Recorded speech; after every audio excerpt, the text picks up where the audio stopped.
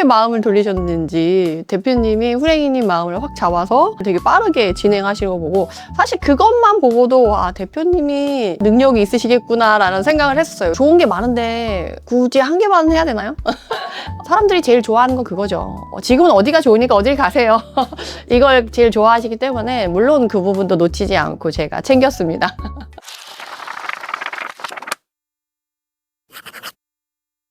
저는 현장에 강한 입지 분석가로 활동하고 있는 메이테라 정은숙이라고 합니다. 반갑습니다.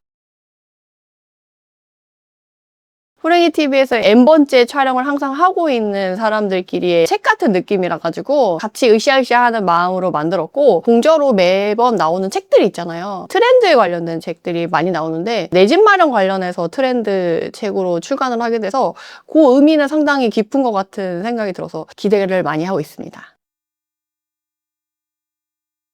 그때 후랭이님이 하도 대표님이 육준서 닮으셨다고 자랑을 하셔가지고 기대를 한껏하고 이제 처음 미팅 자리에 갔었던 기억이 있고요. 그리고 제가 그때 앞에 일정이 있어가지고 죄송스럽게 제일 늦게 도착해가지고 다들 너무 일찍 오셨더라고요. 털레벌떡 앉아서 막 얘기를 했던 기억이 있고, 이번에 출간을 하면서 신기했던 게 후랭이님이 제가 알고 지낸 지 한 5, 6년 이상 됐는데 이전부터도 계속 책을 출간한다 하면서 책을 쓰는 걸 못 봤거든요.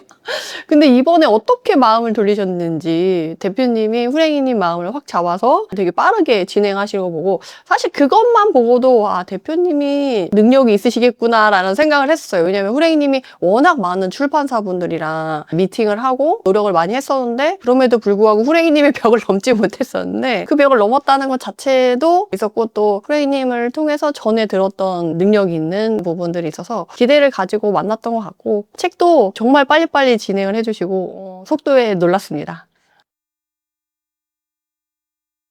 아무래도 이제 공저다 보니까 저자들이 많잖아요. 그래서 각자의 파트가 겹치지 않으면서 본인의 색깔을 잘 살릴 수 있게 파트를 맡아가지고 하는 게 관건이었던 것 같고, 그것에 대한 어레인지나 이런 것들이 되게 순조롭게 잘 이루어졌던 것 같아요. 왜냐면 후랭이님이 이미 각 저자의 특성을 잘 알고 있었고 대표님이랑 면밀하게 이제 소통을 잘 하셔가지고 그런 부분은 금방 어레인지가 돼서 믿고 책을 그냥 열심히 썼던 것 같아요.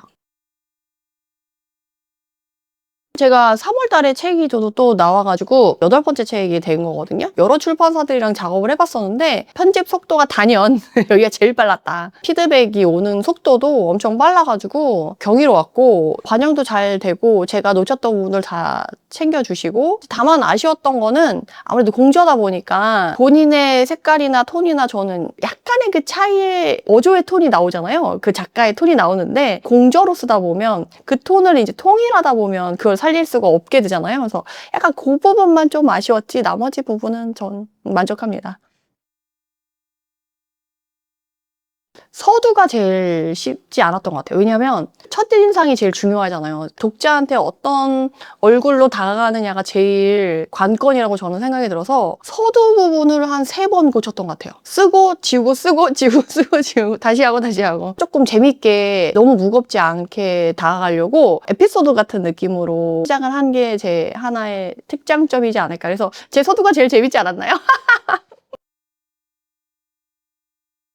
사실 우리가 트렌드와 관련된 책들이 연말 연초에 많이 나오잖아요. 그런 트렌드의 책을 하나 굵직하게 매년 내는 걸로 좀 기획을 하려고 하고, 실력 있는 분들끼리 같이 모여서 이제 작업을 하려고 하는데, 입지 쪽은 이제 메이세라님이 좀 맡아주셨으면 좋겠다라고 이제 제의를 감사하게도 해주셔가지고 저도 영광이라고 생각하고 이제 참여를 하게 된 거죠.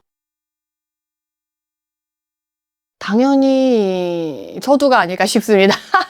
서두를 재밌게 열으려고 좀 노력을 많이 했고, 부동산 작가분들의 특징은 설명식이고 본인이 알고 있는 지식을 전달해주는 거에 치중을 많이 하시거든요. 제가 처음에 부동산을 배울 때 어떤 느낌이었냐면 나는 이만큼 잘하니까 따라올 때면 따라와봐. 본인의 모든 걸 쫙 알려주는 약간 그런 식이었던 것 같아요. 근데 저는 그때 초보 때 너무 그게 버거웠었거든요. 공부를 할 때. 부동산 전문 전공학과도 아니고 일반인들이 부동산을 넘어왔을 때 장벽을 너무 잘 알고 있거든요. 그 장벽을 좀 허물어뜨리는 사람으로서 제가 하나의 좀 역할을 하고 싶다라고 생각해서 서두에 애정을 많이 쏟았고, 사람들이 제일 좋아하는 건 그거죠. 지금은 어디가 좋으니까 어딜 가세요.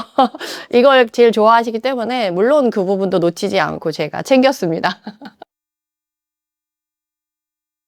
좋은 게 많은데 굳이 한 개만 해야 되나요? 욕심쟁이들은 다 챙겨야 되지 않나요? 저는 욕심쟁이라서 사실은 다른 분들의 파트를 다 읽어봤고 좋은 말씀 많이 해주셨더라고요. 그리고 다들 부동산계는 제가 몸담으면서 많이 느꼈던 거는 사기꾼들이라던가 그런 분들이 진짜 많아요. 프랭이 채널에 출연하는 작가분들은 본인의 이런 신념과 옳다고 생각하는 거를 얘기를 하시는 분들이시기 때문에 배울 점이 상당히 항상 많다고 생각하고 정말 각계각층의 넓게 시야를 넓힐 수 있는 부분이라서 저도 다른 분들 파트를 정말 열심히 읽었던 것 같아요.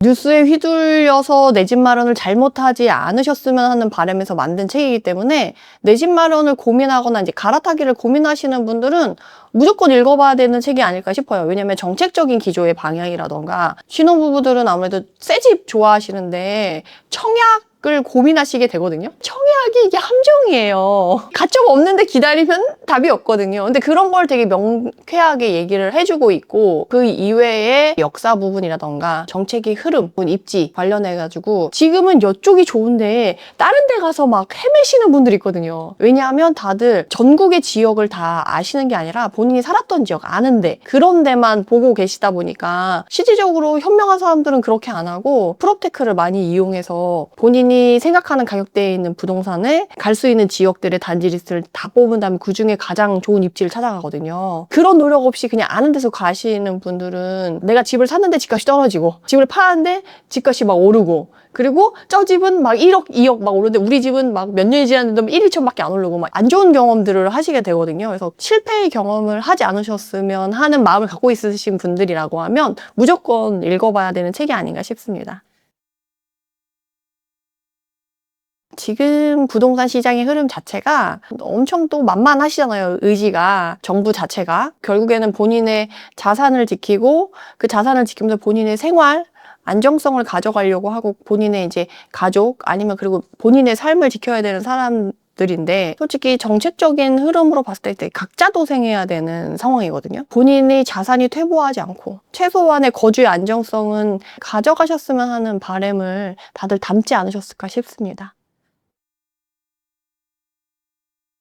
제가 책에서도 많이 말씀을 드렸어요. 어디를 가라. 내 집 마련 트렌드잖아요. 그리고 이제 부동산 시장의 트렌드에 대해서 제가 또 엄청 입지와 관련해서 입지도 트렌드에 따라서 바뀌거든요. 그러면서 이제 입지를 고를 때 꿀팁을 제가 많이 드리는데 요게 가장 관건일 것 같아요. 좋은 지역에 가요. 그리고 본인이 가고 싶은 단지가 있어요. 막상 가보면 비싸단 말이에요. 돈이 없어서 거기를 못 가요. 다음에 사람들이 포기하는 게 되게 안타깝게도 신축을 너무 가고 싶으신 거예요. 신축을 가기 위해 지역을 포기하고 안 좋은 입지로 가서 신축을 구매를 하시거든요. 내 집 마련을 하세요. 이 신축이라는 메리트가 떨어지는 시기가 와요. 신축은 딱 5년까지거든요. 이 가치는 없어질 가치라는 거죠. 신축의 가치는 한시적인 가치고 입지의 가치는 시간이 지날수록 빛을 발하는 가치이기 때문에 전 입지를 우선시해야 된다라고 봐요. 그래서 여러분들이 만약에 같은 금액대라면 가장 먼저 포기해야 될 건 평형이라고 생각해요. 30평대 가고 싶다.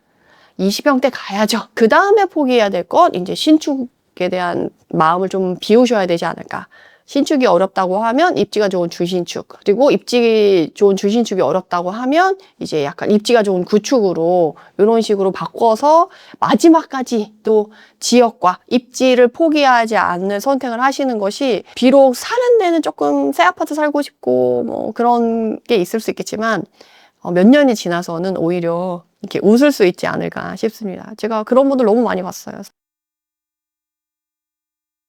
저는 이번에 어떻게까지 말씀을 드렸냐면 규제 지역과 비규제 지역이 있잖아요. 규제 지역은 집주인 동네가 될 거고요. 비규제 지역은 세입자 동네가 될 거예요. 거래가 되면 될수록 집주인만 들어와서 살 수 있고 세입자들은 전세 만기에 대해서 이게 하나가 거래되면 이 전세자는 다른 데를 구해서 나가야 되고 이 새로 들어가게 된 집주인은 실거주를 해야 되는 거잖아요.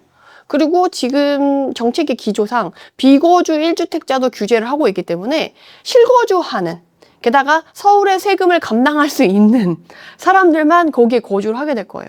그러면 돈이 어느 정도 있고 이제 어느 정도 현금 흐름이 있으면서 가치가 있는 집에 살 수 있는 사람들만 거기에 거주를 하게 될 거고 그런 집만 가치를 인정받게 될 텐데 그러면 집주인 동네랑 세입자 동네가 있다라고 했을 때 어느 쪽의 지역이 집값이 더 많이 오를 거냐라고 했을 땐 당연히 집주인 동네가 가치가 더 있고 가격이 오를 거라서 부동산의 양극화가 더 심해지고, 그걸 넘어서 이전에는 같은 지역이라도 세입자랑 집주인이 같이 어울려서 살 수 있었다라고 한다면 이제 계층이 아예 분리되는 정도로까지 이게 계속 지속이 된다고 하면 이렇게 되지 않을까 싶어요. 지금은 사실 반포 살아요, 뭐 잠실 살아요, 대치동 살아요 이러면 그것만으로도 이제 부의 상징이 됐잖아요. 근데 이제 그걸 넘어서 어디에 살아요만으로도 저 사람은 집주인이겠다, 저 사람은 세입자겠다라는 게 유추가 될 정도로, 그렇게 되면 이제 또 계층이 또 나누어지게 되면서 사람들이 상대적 박탈감을 느낄 수밖에 없거든요.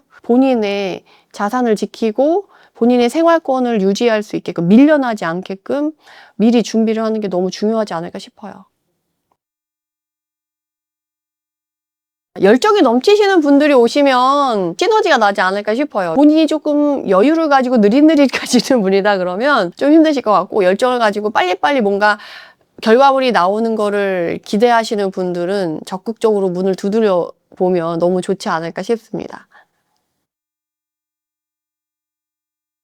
새로운 기대? 설렘?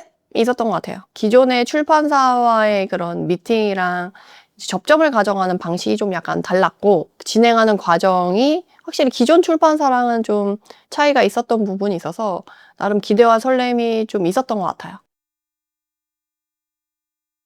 여러분은 내 집 마련 고민하신다고 한다면 기준을 잡고 본인이 판단을 하는 게 정말 중요한데, 그 기준을 세워줄 수 있는 책이 이 내 집 마련 트렌드 2026이 아닐까 싶습니다. 이해관계를 떠나서 여러분들의 자산에 도움이 되고 싶은 마음을 정말 한껏 담은 저자 8명이 모여서 만든 책이기 때문에 여러분들에게 정말 큰 기준을 세워드리고 갈 수 있는 방향성을 제시해주는 책이니까 여러분들 꼭 참고하셔가지고 내 집 마련 성공하시길 응원합니다.